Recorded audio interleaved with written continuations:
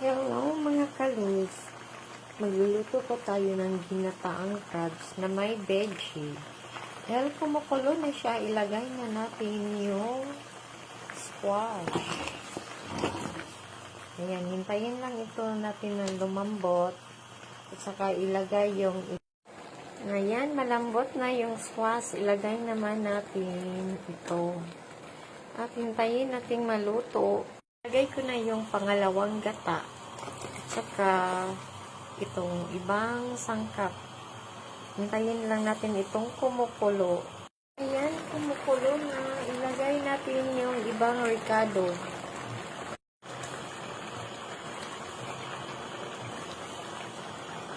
Saka lagyan ng pampalasa.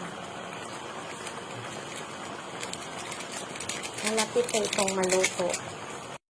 Hintayin na lang natin itong kumukulo. Inilagay ko na yung unang gata. And kumukulo na. Ready to eat na to. Yan eh.